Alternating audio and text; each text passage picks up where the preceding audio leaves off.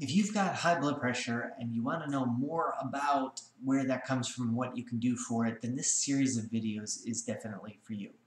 Hello, I'm Dr. James Bogash, publisher of Modern Health Myths, and today we're going to talk a little bit about a very interesting compound molecule called nitric oxide, abbreviated as NO. For years, researchers were looking for what they had termed endothelial-derived relaxing factor, or EDRF. The endothelium is actually the inside lining of your blood vessels.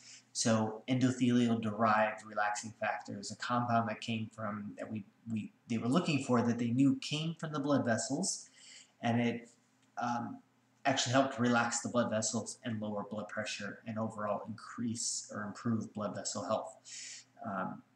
So the group of scientists that discovered this, or really brought it to light, and as far as nitric oxide's role in blood vessel regulation or blood vessel health, was earned them the Nobel Prize in 1998 for really pointing out this relationship. Ignaro was one of the researchers that was a part of that, and a group of others that were with them. But again, researchers have been looking for years to try to discover what this compound was, and it turns out it was just a little simple molecule. So nitric oxide there's a pathway for forming nitric oxide.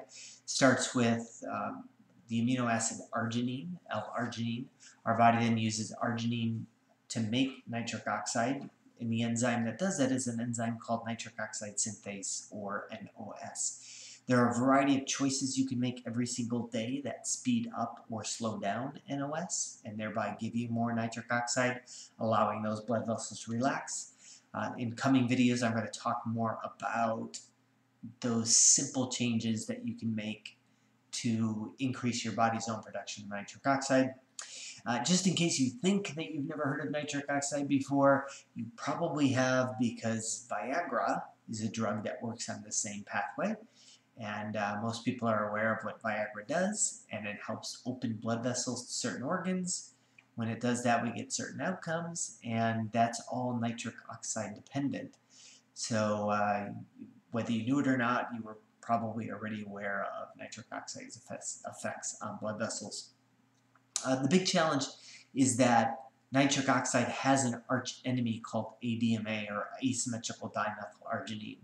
This ADMA counteracts the action of nitric oxide when somebody is pre-diabetic, which is a huge chunk of the population and probably the major contributor to what we would call idiopathic hypertension, meaning your doctor, we're just not really sure where it comes from.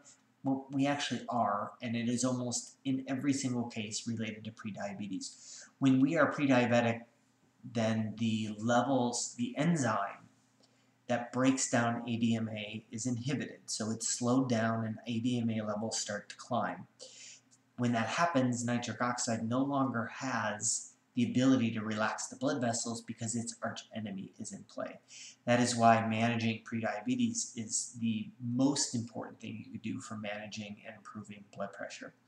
So as I mentioned, I'm going to talk more about nitric oxide in upcoming videos, but in the meantime, make sure you like this video, share it with somebody who you think needs this message, and subscribe to the channel.